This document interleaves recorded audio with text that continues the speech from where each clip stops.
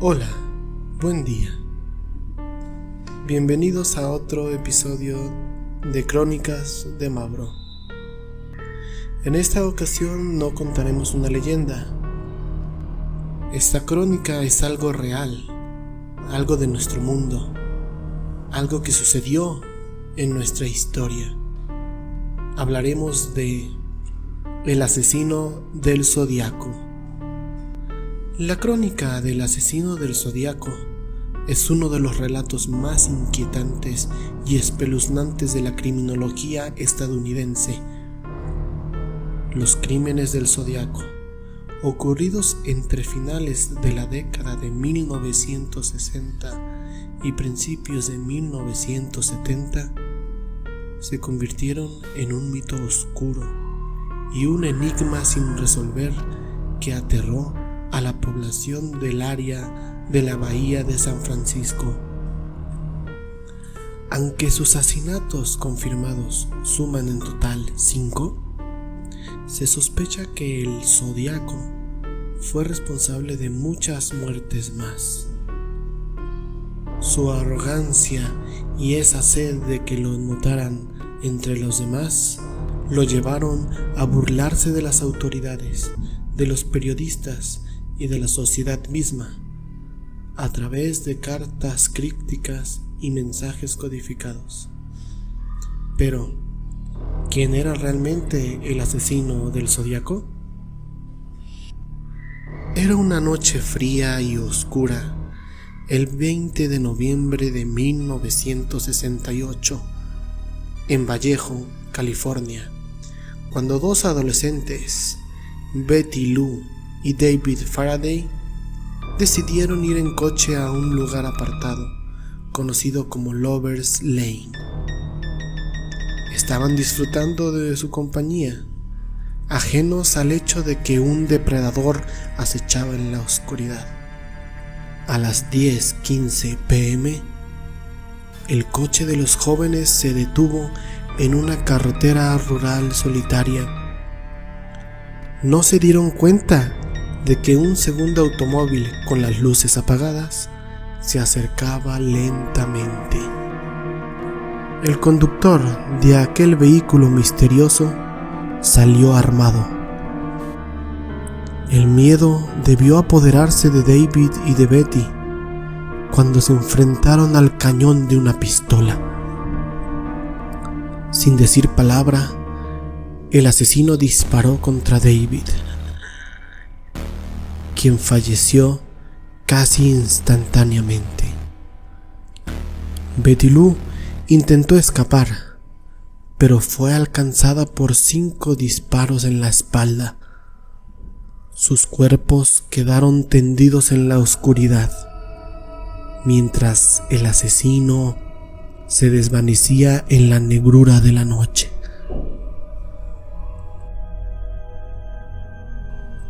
Seis meses después de este acontecimiento, el 4 de julio de 1969, Darlene Ferrin y Michael Mayo estaban disfrutando de un tranquilo paseo nocturno en el aparcamiento de Blue Rock Springs.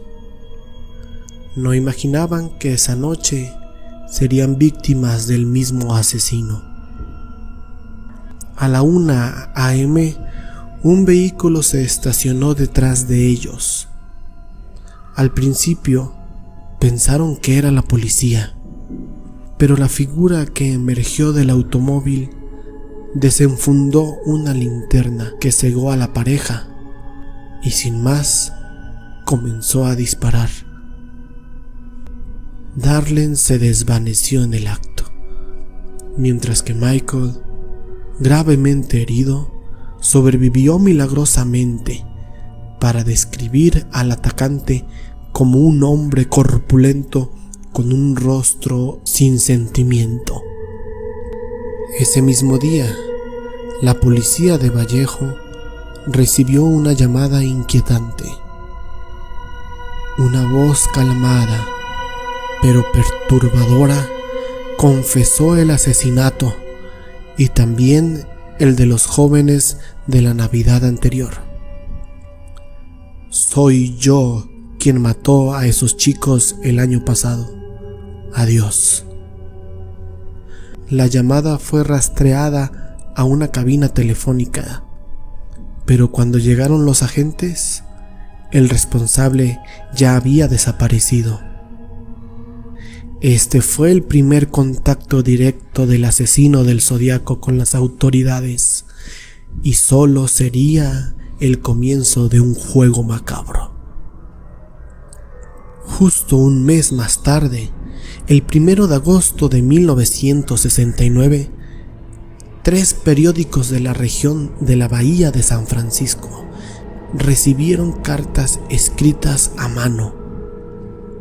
Estaban llenas de detalles sobre los crímenes, elementos que solo el verdadero asesino podría conocer. Pero no era solo la información lo que hacía estas cartas tan siniestras. Venían acompañadas de mensajes cifrados. El Zodíaco exigía que estos códigos fueran publicados en primera plana. De lo contrario, prometía seguir matando personas. Los periódicos accedieron a su demanda. El código constaba de símbolos y caracteres aparentemente aleatorios que contenían un mensaje oculto. Unos días más tarde, un matrimonio logró descifrar el primer criptograma. Decía: me gusta matar porque es muy divertido. Es más divertido que matar animales salvajes en el bosque, porque el hombre es el animal más peligroso de todos. El mensaje concluía con la inquietante firma del asesino: un círculo con una cruz dentro, como una mira telescópica. El asesino del Zodíaco había sellado su nombre con un símbolo que se volvería sinónimo de terror. Continuando la crónica, el 27 de septiembre de 1969, Brian Hartnell y Cecilia Shepard estaban disfrutando un hermoso día junto al lago de Berryessa, a unos 160 kilómetros de San Francisco. El sol brillaba y el paisaje parecía tranquilo. Sin embargo, una figura vestida con una capucha negra y una especie de coraza adornada con el símbolo del círculo cruzado emergió de entre los árboles. Llevaba una pistola en la mano y un cuchillo en la otra. Con voz monótona exigió a la pareja que se ataran mutuamente con cuerdas que él mismo proporcionó.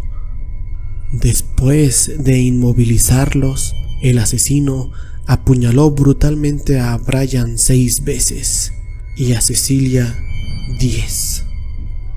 Luego se dirigió al coche de la pareja y con un marcador escribió la fecha y la hora del ataque, junto con las palabras Zodíaco y junto a su propio símbolo. Cecilia murió horas después en el hospital, pero Brian logró sobrevivir y proporcionar una descripción parecida a la del agresor. Poco después, otra llamada telefónica fue realizada a la policía. Quisiera reportar un asesinato. No, un doble asesinato. Soy yo quien lo hizo. La voz en el teléfono volvió a helar la sangre de los agentes, pues sabían que estaban tratando con alguien que se deleitaba con su propia monstruosidad. El 11 de octubre del mismo año 1969, el Zodíaco subió de nivel al asesinar a Paul Stine, un taxista de San Francisco. Esto fue a plena luz del día. El asesino disparó en la cabeza de Stine, en el barrio de Presidio. Luego, tranquilamente arrancó un trozo ensangrentado de la camisa del taxista y limpió las superficies del vehículo con él. Lo más espeluznante es que 3 adolescentes lo vieron huir del lugar. Describieron al sospechoso como un hombre blanco, de complexión robusta, con gafas y un semblante calmado. El Zodíaco dejó atrás la escopeta y los ataques a parejas jóvenes. Ahora se movía en la ciudad, acechando en la jungla urbana. Esta vez no llamó a la policía, sino que envió una carta a la San Francisco Chronicle con el trozo de la tela de Stein como prueba de su autoría.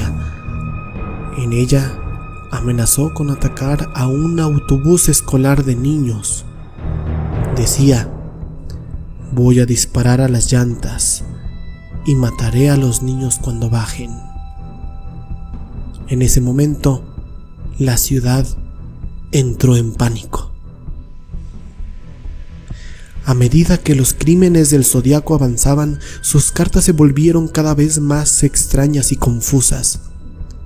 Mandó un criptograma que hasta la fecha sigue sin resolverse, afirmando que su verdadera identidad estaba oculta en él. También envió un dibujo de lo que él llamaba la bomba, un artefacto que, según decía, podía usar para hacer explotar un autobús escolar en cualquier momento. Lo más aterrador es que nunca se supo cuántas personas asesinó realmente. Aunque se le atribuyen oficialmente 5 muertes, el Zodíaco mismo afirmó haber matado a 37 personas. Cada mensaje que enviaba mostraba una mente perturbada, pero meticulosamente calculadora. Al igual que el famoso asesino inglés Jack el Destripador, parecía deleitarse con la confusión y el miedo que generaba en la gente. En los años siguientes, las cartas del Zodíaco se fueron espaciando y sus ataques se volvieron más esporádicos. La última carta confirmada del Zodíaco fue recibida en 1974. En ella se burlaba de las autoridades y se despedía con un "me voy a desaparecer". Continuando la crónica más actualizada, hablando el 5 de octubre de 2021, un grupo compuesto de variados investigadores y reporteros llamado Case Breakers afirmó que después de años de investigación, finalmente habían descubierto la identidad del asesino. Su nombre, según ellos, sería Gary Francis Post y habría muerto en 2018. La nueva evidencia forense incluye una foto del cuarto oscuro de Post, donde se puede ver una cicatriz en su frente, que coincide con el retrato robot del famoso asesino dibujado por la policía en 1969. Otras pistas incluyen cartas desclasificadas del asesino del Zodíaco, que revelarían que Post es el asesino, según dijo a Fox News la exagente de contrainteligencia del ejército estadounidense, Jen Bacalza. Así que tienes que saber el nombre completo de Gary para encontrar estos anagramas, explicó Jan, y agregó: no creo que nadie haya descubierto otra forma. En 2023, un tiempo después, el FBI confiscó toda la investigación de Case Breakers y optaron por desecharla. Ante la negativa de tomar las pruebas y la investigación de Case Breakers, estos últimos acusaron a la organización gubernamental de negligencia y encubrimiento. Y ante la presión surgida, finalmente el FBI optó por tomar la investigación y pruebas de Case Breakers e incluirlas en la suya. De la misma forma, compararon una muestra de ADN de Gary Post en anterior posesión de Case Breakers con los resultados de cabello encontrados en la mano de Sherry Jo Bates, considerada la primera víctima del asesino del Zodiaco, encontrando así una conexión sólida entre Gary Post y al menos 5 de las víctimas originales del asesino del Zodiaco. El asesino del Zodiaco se convirtió en un enigma temporal, un misterio macabro. Tal vez nunca sepamos quién fue realmente o qué lo impulsó a hacer tremendas atrocidades, pero su historia sigue viva en libros, documentales e incluso películas. Cada vez que alguien se aventura a desentrañar su identidad, cae en la trampa que el Zodiaco tendió desde el principio, un laberinto sin salida, porque ese es su verdadero juego. Ha habido sospechosos, teorías y especulaciones, pero ninguna prueba es del agrado de los creyentes de este asesino del Zodiaco. Él se fue desvaneciendo en la oscuridad como una sombra. Sin embargo, su legado perdura en las pesadillas de aquellos que recuerdan el símbolo del círculo cruzado y en las mentes de aquellos que intentan descifrar sus mensajes, esperando descubrir la verdad que él tan hábilmente enterró en el silencio de lo desconocido.